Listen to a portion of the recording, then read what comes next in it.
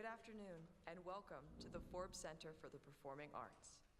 Please take a moment to locate your nearest emergency exit, and at this time, please stop texting and turn off your cell phone. As mandated by federal copyright law, any form of unauthorized recording or photography is strictly prohibited. There will be no intermission. Thank you, and enjoy the presentation.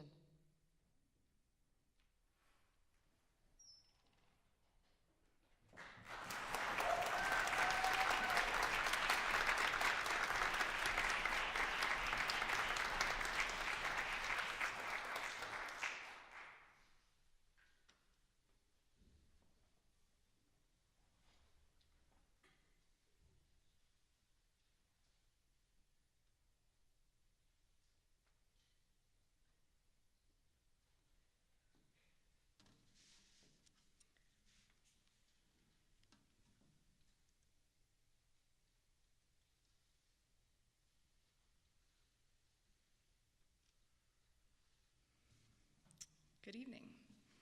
As an instrumentalist, there exist two worlds one can live in, the worlds of jazz or classical performance. The two twain intermingle, coexist, or often even bolster each other. Few people manage to live successfully with a foot in each realm, and when they do, they are highly regarded as the exception to the rule. Through studying two contrasting pieces of Grammy Award-winning composer, bandleader, conductor Maria Schneider, I suggest that cross-pollination between the genres is not only possible, but beneficial. I purport that Maria Schneider is perhaps the best contemporary composer to analyze when suggesting elements of cross-pollination of the genres, as she is one of the select few who has ever won a Grammy in both the jazz and classical categories. In broaching non-traditional approaches to expanding the canon for both idioms, acknowledging Schneider's non-traditional background into composition also seems warranted.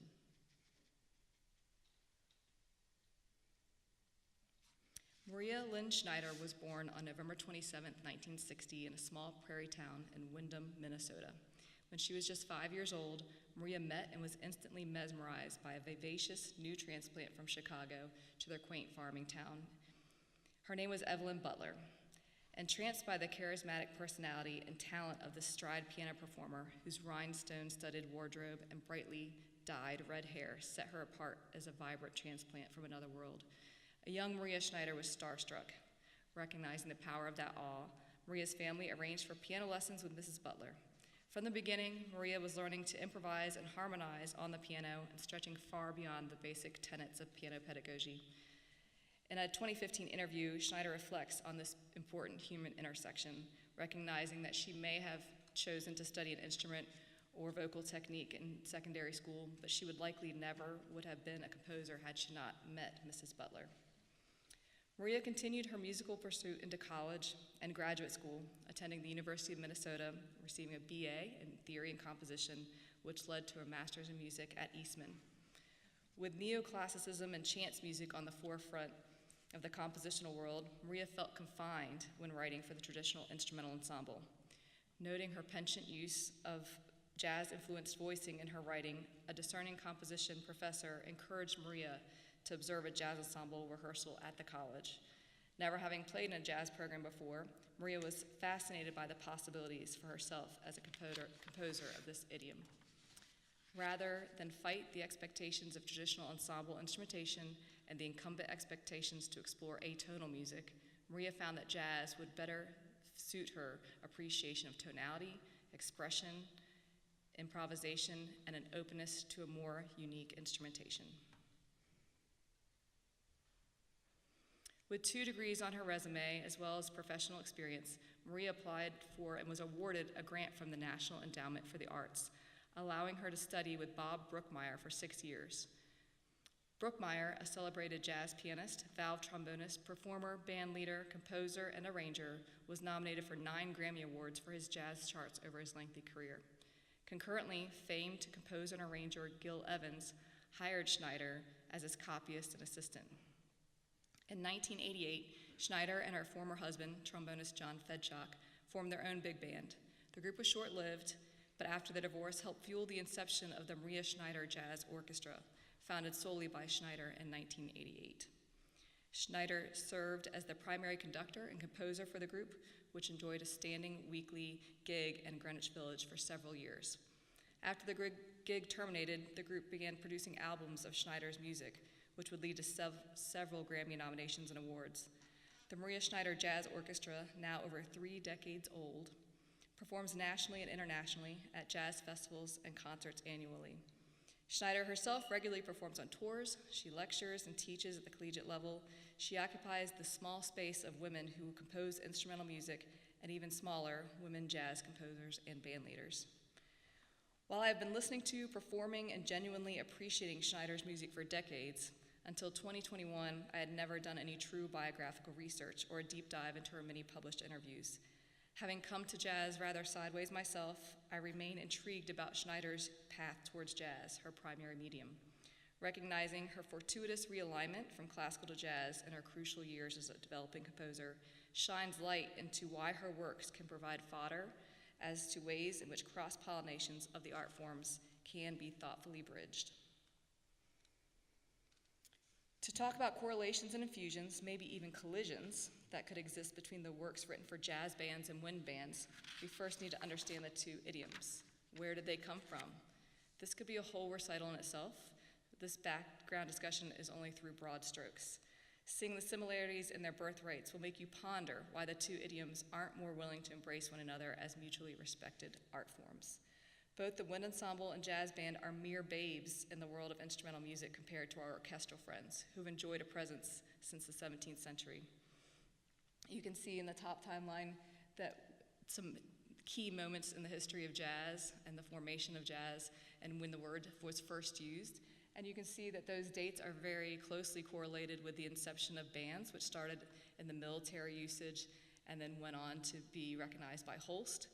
And then beyond that, Goldman created the Goldman Band, who realized that if they were to truly exist beyond their current existence, there needed to be competitions, and artists and composers needed to arrange, and not just arrange, but compose for wind band.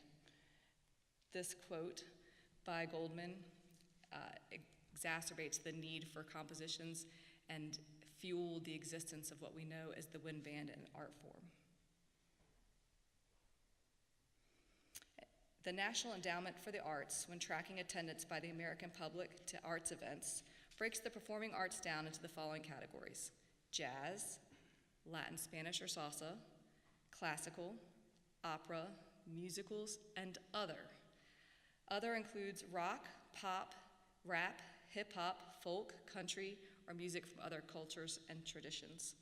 Interestingly, wind band music falls under the umbrella of classical in this survey, as it does with frequency in the general public. Astute musicians will recognize that true classical music relates to the classical period, falling roughly between 1730 and 1820. It's nestled nicely between the Baroque and classical periods. However, check out almost any online forum or ask any neighbor, and they will all lump instrumental music together as classical. And that instrumental music is excluded from the categorization of popular or pop music. Herein lies an irony. By lumping jazz and wind band music together as non-popular music, the general population is further connecting essences of the 2 genres, and the general population is fusing them through their own misconceptions. Early concert band music of John Philip Sousa at the turn of the 19th century was the popular music of its day. Just as the swing band era brought the sounds of early big bands to the ear of every home in America, early bandmasters such as Sousa played to audience of thousands and produced more records than any other genre of its time. Bands, jazz, and concert were healthy, thriving, and the popular music of their early time periods. The Oxford University Press says that icons emerge because they represent a specific ideology that society demands at a particular historical moment. Icons like Sousa and Louis Armstrong and Elvis Presley emerged due to the high demands of the style of music they were currently performing. Currently, in our day, I would suggest that the comparison to Sousa would actually be no other than Taylor Swift. So, knowing that society defines them as what they are not, which is popular music, bulks them to the non-popular categories of jazz or classical music. We can now get more specific in regards to how a musician would define the attributes of the two idioms. Robert Garofalo and Frank Battisti co-authored a book entitled The Art of Wind Conducting, which serious conductors of the idiom frequently refer to. In this book, the authors recommend creating a flow chart in which the conductor does a phrase-by-phrase analysis of the entire work, noting all the composer's choices in the following categories. These are the categories in which we will discuss the similarities and differences between jazz and wind band repertoire. Melody. Both idioms develop primary and subsidiary melodies involving counterpoint. Jazz melodies are often called the head, and melodies are often improvised. Jazz music is said to frequently use blues notes or other altered scales beyond the major and minor components. However, composers from Gershwin to Kelly have borrowed those melodic techniques, giving their music a bluesy sound without it being confused for jazz. In What Makes Music American, a piece that Bernstein wrote, he says, "At last there was something like an American folk music that belonged to all Americans. Jazz was everybody's music. Everybody danced the foxtrot and knew to sing Alexander's Ragtime Band, whether he came from Texas, North Dakota, or South Carolina. Any serious composer growing up in America at that time couldn't keep jazz out of his ears or his music. It was part of him. It was in the air he breathed." Harmony. Both idioms make use of traditional harmonic function. However, jazz tends to be more cyclical and more free to use harmonic extensions beyond triadic and seventh chords. When analyzing harmony in either genre, both use harmonic rhythm as a way to convey motion. Other generalizations would state that band music is more likely to centralize in a key where the harmonic motion is slower and the stakeholders are keenly aware of the relationship to tonic. Both genres have spent time exploring atonal composition space. Jazz music generally uses far more chromaticism and cycles through key centers that relate to one another through root motion rather than retaining the pitch set of tonic. Of course, there are exceptions to these thought processes on both sides. Rhythm. Both idioms revolve around rhythm and largely make use of similar meters. Typically, wind band repertoire utilizes straight eighth-note rhythms, while jazz music is said to be unique in that it's characterized by a phenomenon called swing, something that can be felt but not well notated. While swing has a sense of belonging to jazz, other art music has borrowed from it, and through adoption of Afro-Cuban and other Latin influences that have grown under the jazz umbrella, a large body of work exists in jazz that alludes to any sense of swing. Texture. Composers in both genres employ ways to explore texture changes. This can inform how many of which type of instrument are playing, how many people are playing similar or dissimilar parts, or how thickly or transparent any aspect of a piece is. Dynamics, style, and articulations. Composers of both genres use similar notation and use these functions to communicate changes and expectation to the performance, bringing their pieces to life.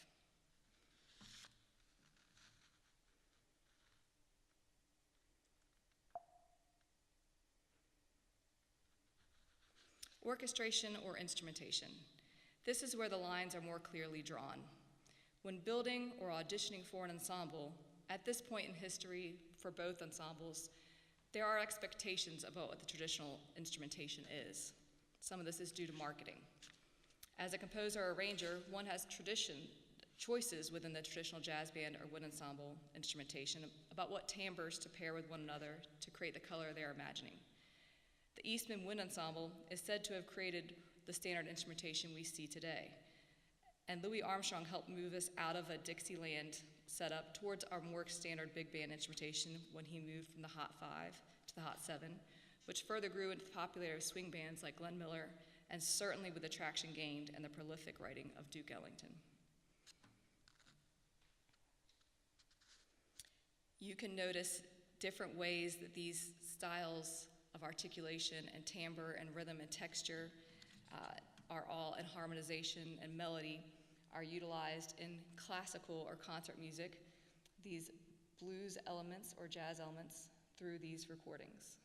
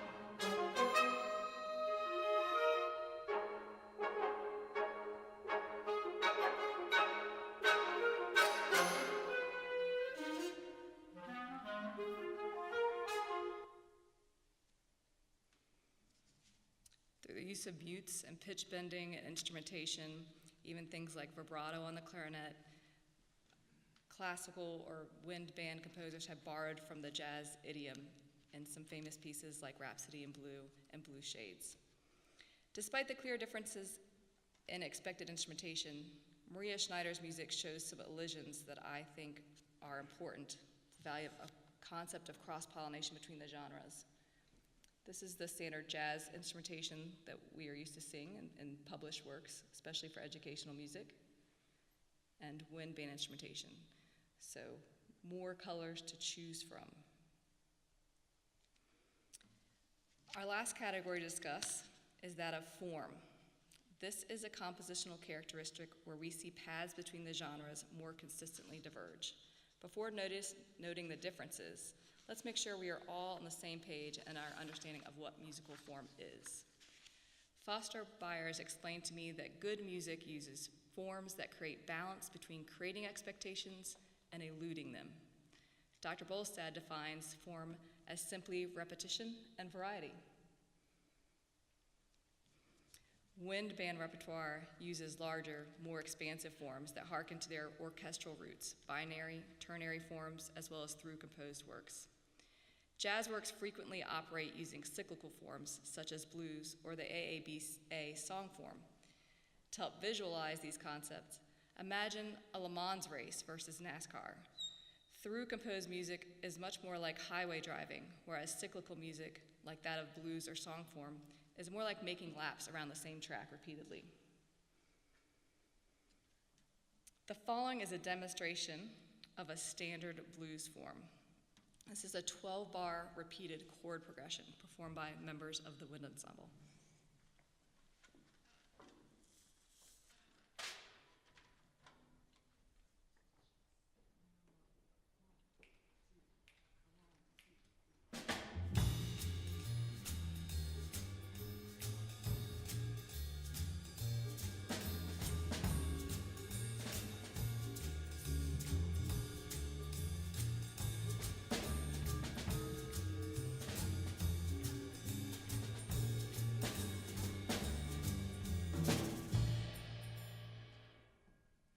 That is a 12-bar blues. It's categorized by the number of measures that it includes, which is 12 measures, and it's a set root chord progression.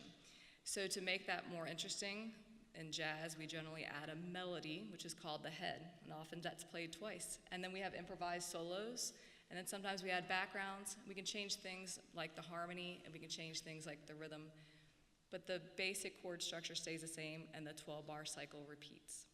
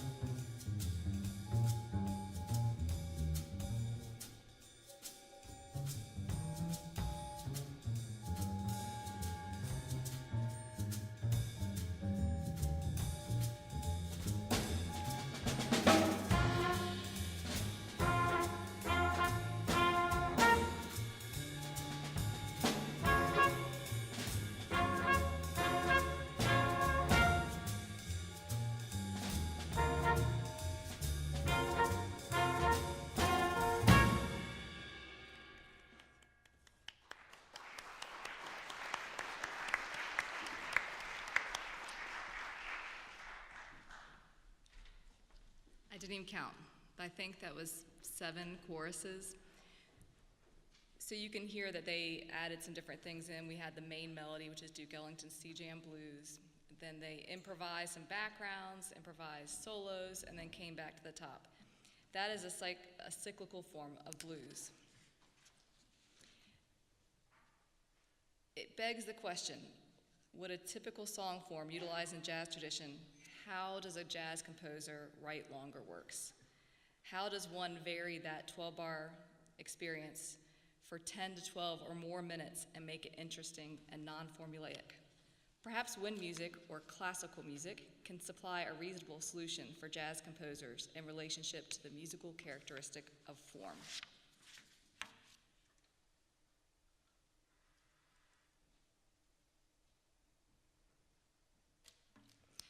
My Lament is the 7th track on the 1994 Grammy-nominated album Evanescence. This piece is a strong vessel to show how more traditional orchestral or instrumental formal structures can influence jazz composers, blurring the lines between traditional jazz and wind repertoire, especially in the area of longer works. My Lament is a through-composed work rather than a cyclical song form as demonstrated by the 12-bar blues. It denies repetition of the chordal framework found in typical jazz forms, and has a notable absence of the consistent 8-bar phrase found in most jazz charts. Schneider utilizes her standard big band instrumentation, but writes specifically, as she tends to do, to feature individuals in her band. In this case, tenor saxophone player Rick Margitza. Rick introduces the main melody and performs both composed melodies as well as large portions of improvised solo material. The piece is approximately 5 minutes long and 103 measures in length. My Lament is a simple ballad that takes the listener through an emotional journey. It crests at measure 90 into a stunningly simple return of the original melody in truncated form. The melody is rich, singable, memorable, with clear flow and direction. While some of Schneider's music, especially from this early album, is aggressive and shows Schneider's strong affinity to rhythms that dance, My Lament clearly demonstrates her ability to write songs that sing. While this composition uses less imaginative orchestration, its creative niche lies in its rich harmonies which gently guide melodies into atypical formal phrase structure. My Lament is an example of Schneider's goal of a sense of inevitability in her music, without being beholden to the traditional expectations of head, solo, shout chorus, return to head. Schneider states this eloquently about her own music in an interview. Typical jazz is maybe a song form, then everybody improvises and there's a kind of repetition, which is kind of like theme and variations. But now my pieces really develop, and whatever harmonic language is underneath them, even that keeps developing and moving. So there's an arc from the beginning to the end. So to try to figure out what the timing should be for that, for me to get the timing, putting my body into it really helps. So I actually put it in the tape recorder, put on my headphones, and then I just start dancing.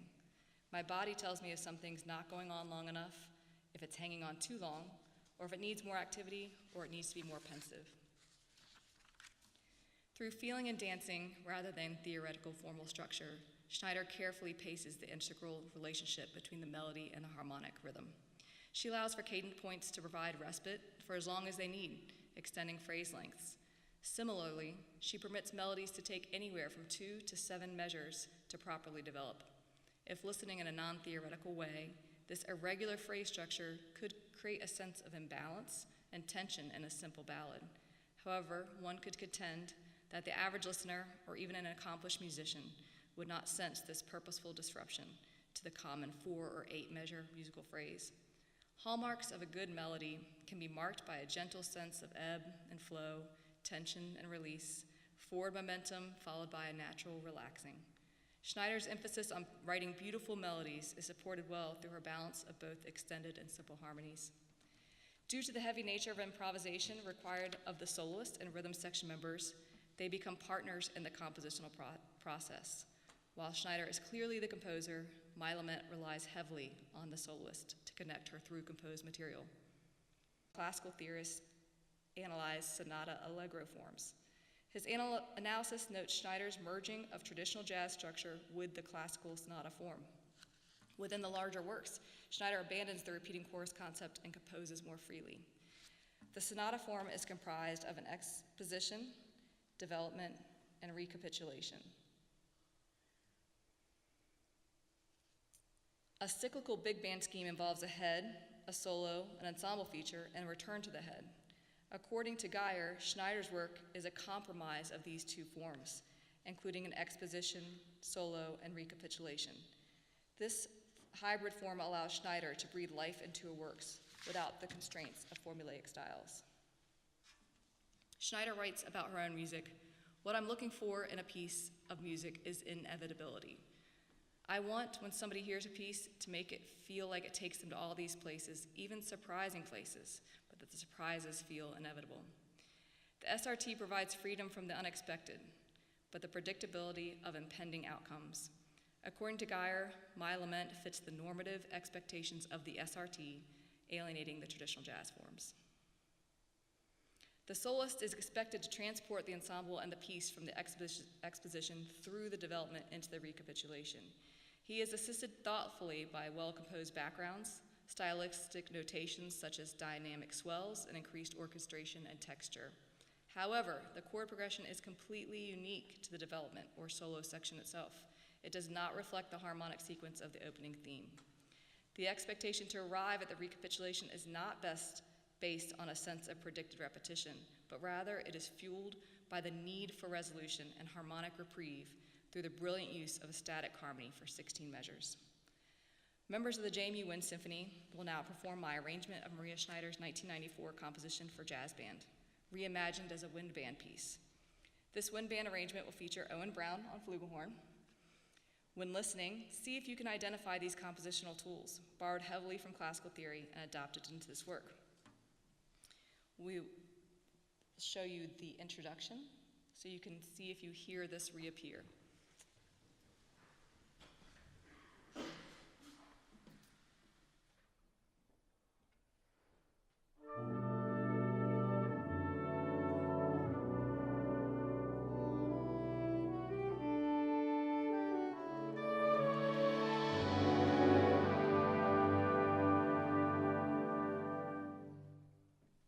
After the introduction, Owen introduces the first theme of the piece.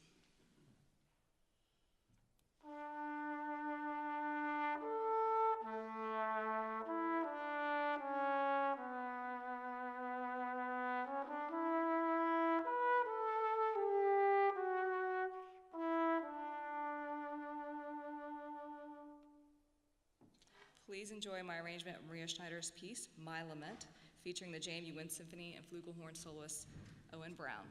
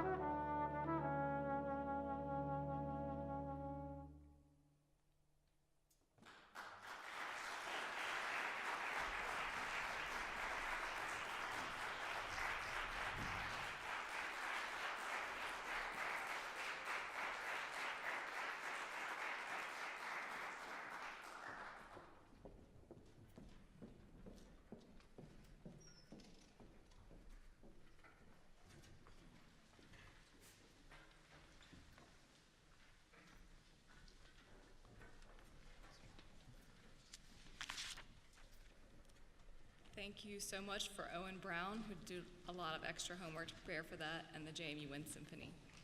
While the members of the ensemble reset for the next piece, which diagram do you think, and it didn't go there, suggests what Owen did as an improvisational soloist for the piece? There's the arch idea, that his arched and then came back down to the recapitulation, that he started high and then went down towards recapitulation, or did he ramp up and help us ascend to the recapitulation? Hopefully you picked option 3. He provided all the fodder to help us get to the high point of the song. And those are the things that Maria Schneider's quotes talk about, the role of the improviser in the trajectory of the piece. My Lament offers a strong example of how classical forms can be useful as a cross-pollination tool for jazz composers to utilize as a way to provide both variety and interest to longer works within their own idiom. The next section of this lecture involves evoking elements of jazz into the wind band repertoire. So, what is jazz exactly, and how can we borrow from it if we don't understand its distinctions? Britannica Academic states that any attempt to arrive at a precise, all-encompassing definition of jazz is probably futile. Grove does a decent job of describing attributes associated with the style. A musical tradition rooted in performing conventions that were introduced and developed in the 20th century by African Americans, a set of attributes and assumptions brought to music making, chief among them the notion of performance as a fluid, creative process involving group improvisation, and a style characterized by melodic, harmonic, and timbral practices derived from the blues and African American religious musics, cyclical formal structures, and a subtle approach to rhythm and phrasing known as swing.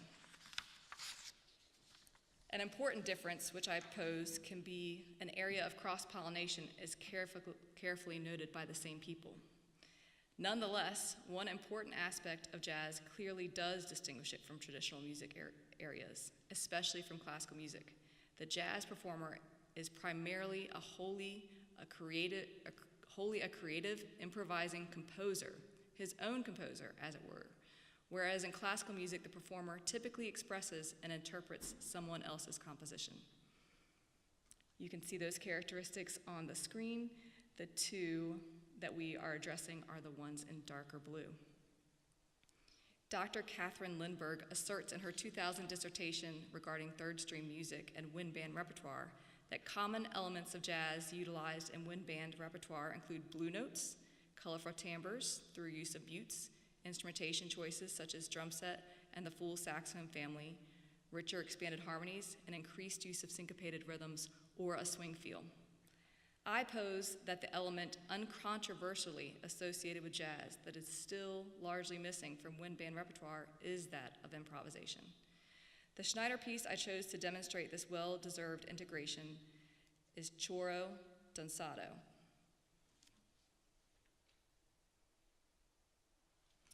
Choro Danzado is the first movement of a larger work entitled Three Romances.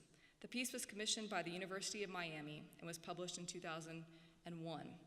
It is recorded on the album Concert in the Garden and features 3 movements, Choro Danzado, Pas de Dos, and Danza a la Soria. The chart and recording are both supplied by Schneider's collaborative crowdsourcing company, ArtistShare. Choro is a term associated with popular music in Brazil. In Schneider's own words, the choro is an early Brazilian music, almost what ragtime is to jazz. It's a really beautiful style that has a very specific harmonic kind of movement. My piece doesn't really follow that, but it has the rhythm and contrapuntal quality that the choro has.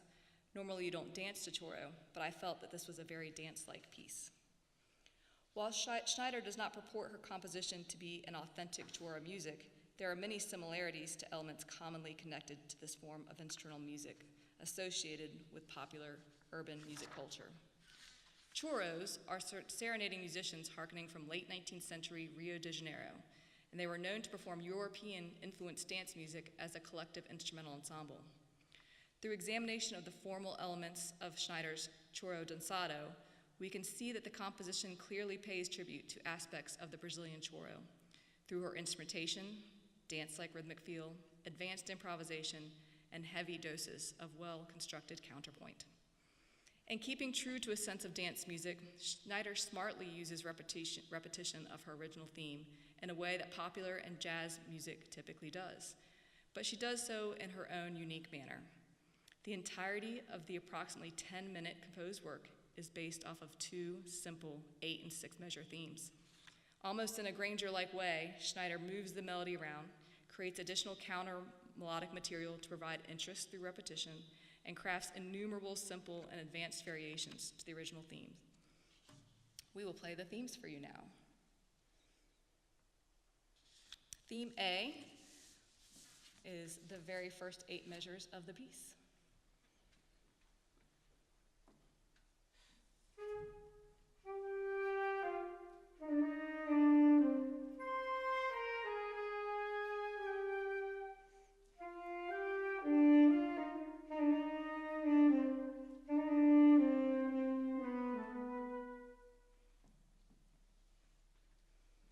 The B theme is 6 measures and will be played by flute, oboe, and sax.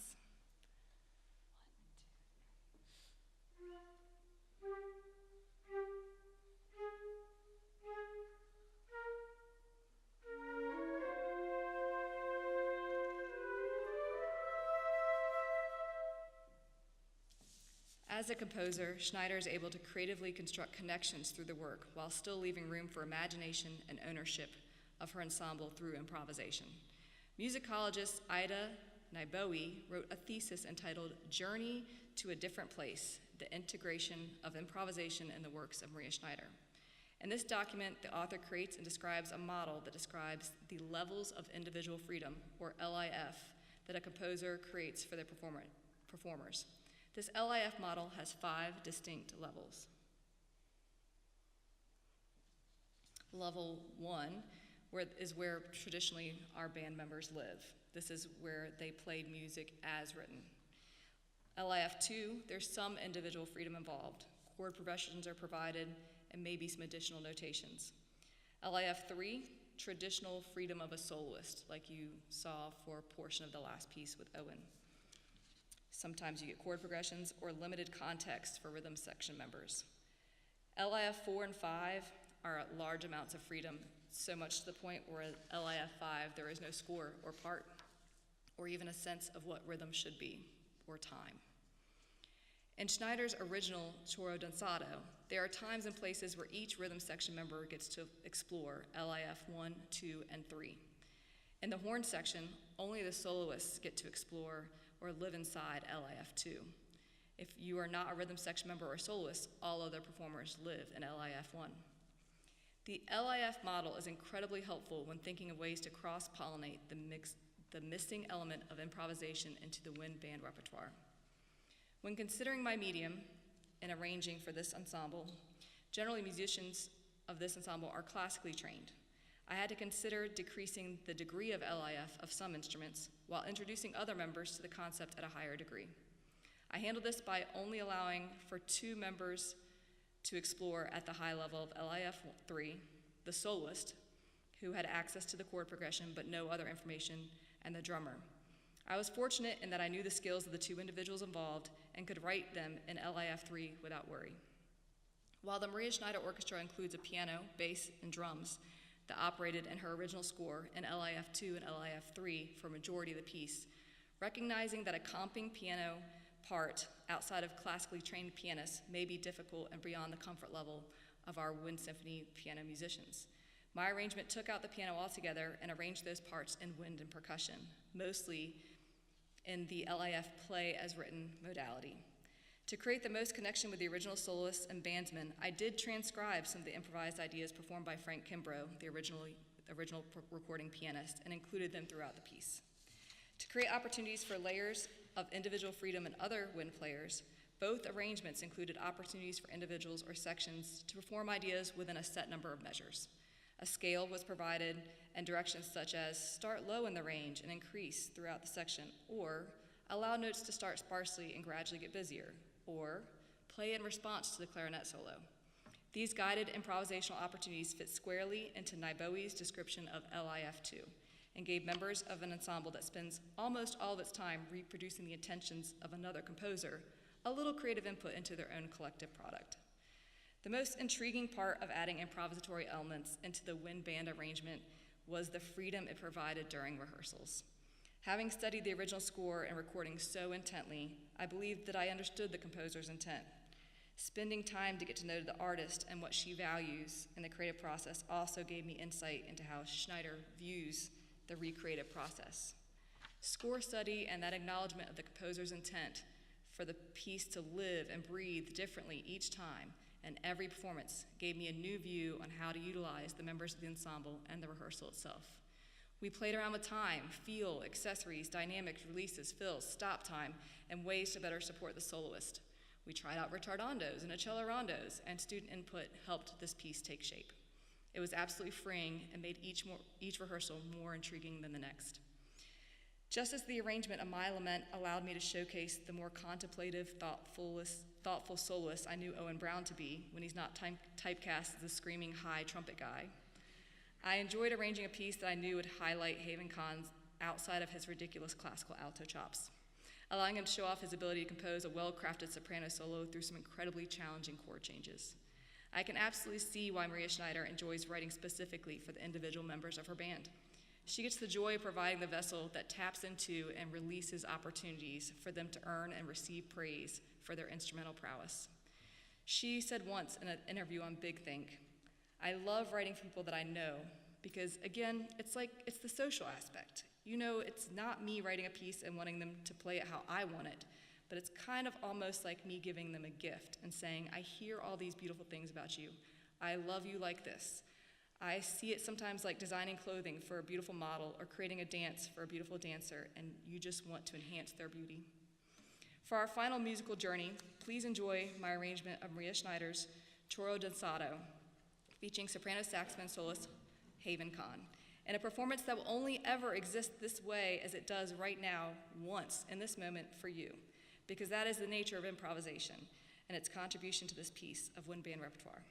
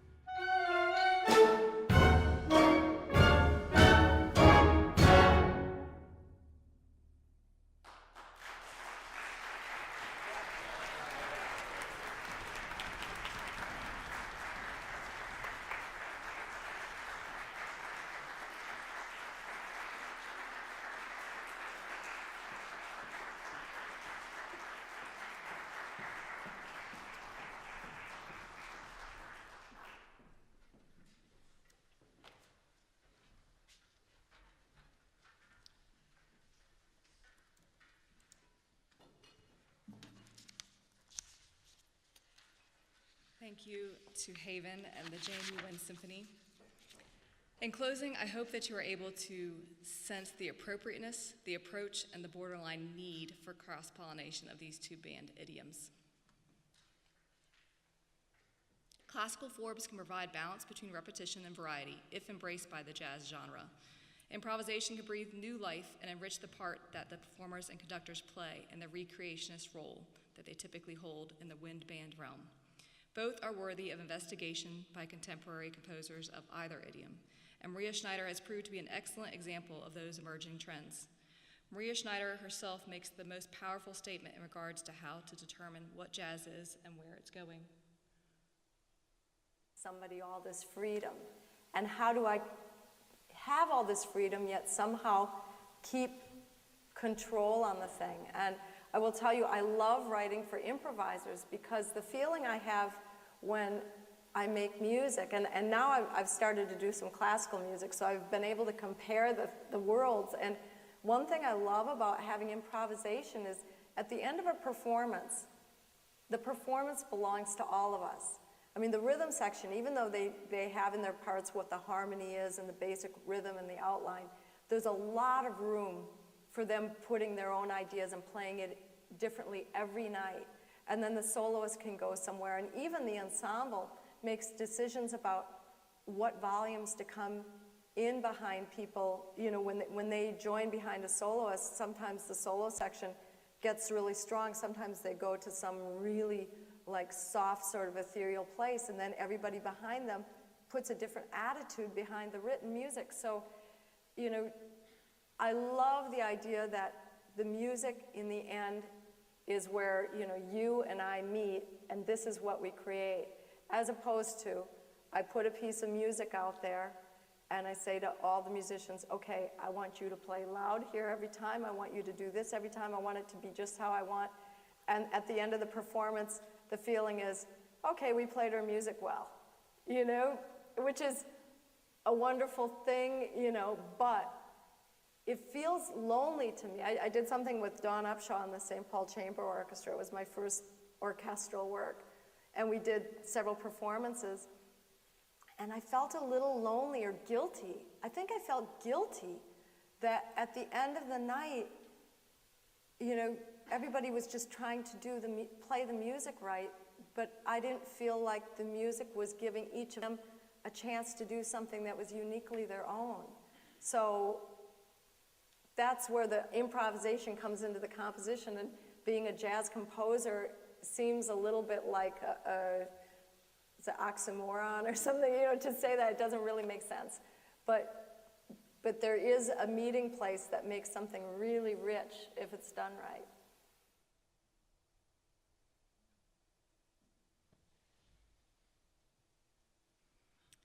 I have a few thank yous while they still let me have the microphone. I thank you to the James Wind Symphony. It's an honor working with you and hearing you and being participatory with you. And these last few rehearsals especially have been very meaningful. I'd like to thank Owen and Haven for the extra time they spent preparing the music for you today. I'd like to thank the Forbes staff, especially Tom Carr, for setting up sound and having great ideas of how to just set up in general. Sean Tucker and Chloe Waters for being here early, staying late, and being a support system. Dr. Bolstad for mentoring me and enduring the awkward layers of colleague-student for the last 4.5 years.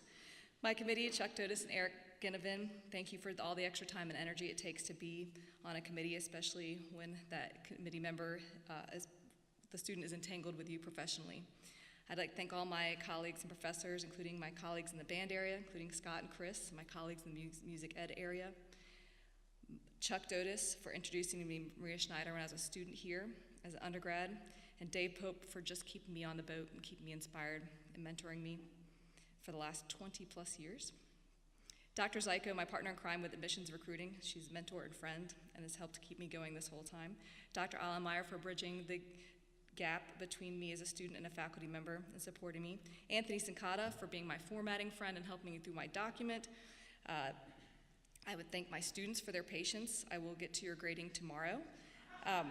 My family, my mom and dad who introduced me to JMU as alumni years ago and are still here supporting me at concerts. Jack and Finn, my children, who have put up with endless amount of concerts and me on a computer really late at night and early in the morning. And also, I'd like to thank my husband, Steve, who has put in a lot of extra time in our family for me to be able to finish this last 4.5 years. And today, I'm sure he thinks I forgot, is our 30th anniversary of us starting to date. We started to date when I was 14 as a freshman, so today marks 30 years, and thank you for all you've done to support me in that time. I'll leave you with this. Maybe all of us could use a dose of some unprescribed jazzing in our life. A little birdie once told me that it's healthier to stop trying to control every detail. This is something the wind band community can learn from jazz, but it's also pretty metaphorical to life. May your holiday involve less planning for the next thing and more time to simply enjoy the here and now. I pray each of you has a blessed holiday and opportunity to jazz some over the next few weeks.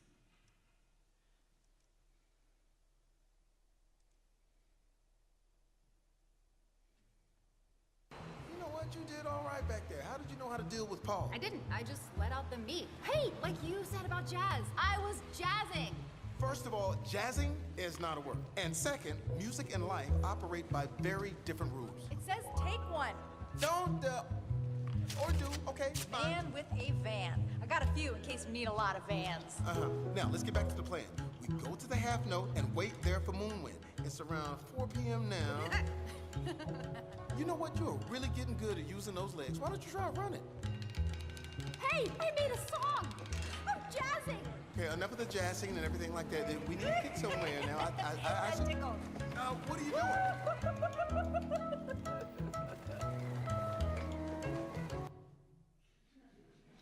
Thank you so much.